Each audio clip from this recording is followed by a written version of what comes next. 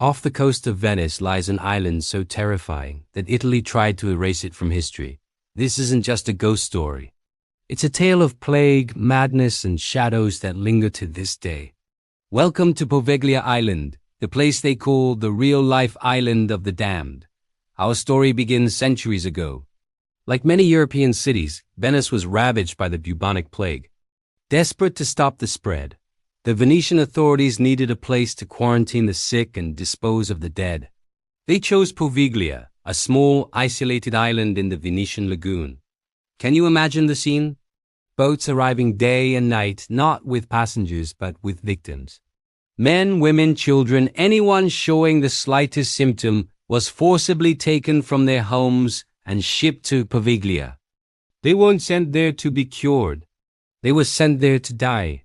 Historians estimate that over 160,000 people met their end on this tiny patch of land. They were thrown into massive pits, sometimes while still alive, and burned. The soil on Poveglia is said to be 50% human ash. Think about that for a second. The very ground is a graveyard. For years, the island was nothing more than a mass grave, a place synonymous with death and despair. Fishermen in the area still refuse to cast their nets near the island, afraid they'll drag up human bones. You'd think that would be the end of Poveglia's horrific story, but it gets worse. In 1922, a mental hospital was built on the island. Let that sink in. They built an asylum on top of a plague pit. Patients immediately began reporting that they were seeing ghosts and hearing the tortured whispers of plague victims. They complained of being tormented by apparitions, their nights filled with screams that weren't their own. But who would believe them? They were already deemed mentally unstable. The hospital was run by a doctor who, instead of helping his patients, saw them as subjects for his own twisted experiments. He was fascinated by the lobotomy, a brutal procedure believed to cure mental illness. He performed these operations using crude tools like hammers, chisels, and hand drills, all without anesthesia or proper medical care. He believed the patients' complaints of seeing ghosts were just symptoms of their madness, and he was determined to carve it out of them. The doctor's favorite place to conduct these experiments was the hospital's bell tower. From there, he could see all of Venice, a beautiful view that contrasted sharply with the horrors happening within its walls. The screams of his victims were drowned out by the wind and the tolling of the bell. But karma has a way of catching up. According to local legend, the doctor eventually started seeing the spirits himself. The ghosts of the plague victims and his own tortured patients began to haunt him, driving him to the brink of insanity. One day, he climbed to the top of the very same bell tower where he had caused so much suffering. What happened next is a matter of debate. Some say he jumped, driven mad by the spirits. Others claim he was pushed by an unseen force, a final act of revenge from the souls he had tormented. A nurse who witnessed the fall said that as he lay dying on the ground below, a mist-like fog swirled up from the earth and choked the life out of him. The island had claimed another victim. After the doctor's death, the hospital was shut down and Poveglia was abandoned once more. For decades it was left to rot.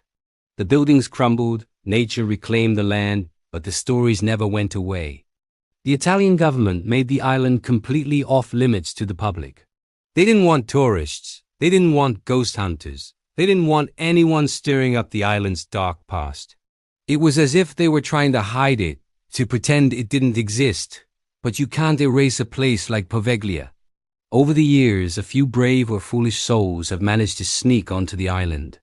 Paranormal investigators, urban explorers, and TV hosts have all documented their experiences there, and their stories are eerily similar. They report hearing disembodied screams, seeing shadowy figures darting between the decaying buildings, and feeling an overwhelming sense of dread and sadness. One of the most common reports is the sound of the bell tower ringing, even though the bell was removed decades ago. The main hospital building is said to be the epicenter of the paranormal activity. Visitors have captured electronic voice phenomena, or EVPs, of voices crying out for help, whispering leave, or simply screaming in agony. One of the most famous pieces of evidence comes from the host of a popular ghost hunting show, who was allegedly possessed by an angry spirit while filming on the island. He began thrashing violently and speaking in a different voice, a chilling moment captured on camera for the world to see. So, is Poveglia Island truly haunted? Is it a gateway to another dimension, a place where the veil between the living and the dead is terrifyingly thin? Or is it simply a place with a dark, tragic history that plays on our deepest fears? The Italian government once tried to sell the island in 2014, hoping a developer would turn it into a luxury hotel. The deal fell through. It seems no one wants to build a future on a foundation of so much pain. Today, Poveglia remains silent and deserted, its shores littered with weathered bricks and its fields rich with the ashes of the forgotten. It's a stark reminder of a dark chapter in history, a place where the suffering of thousands has been absorbed into the very soil. The spirits of Poveglia, whether real or imagined, serve as eternal guardians of their island prison, warning away anyone who dares to trespass. It's an island Italy tried to hide, but it's a story the world will never forget. Thanks for watching this deep dive into one of the world's most terrifying places. What do you think?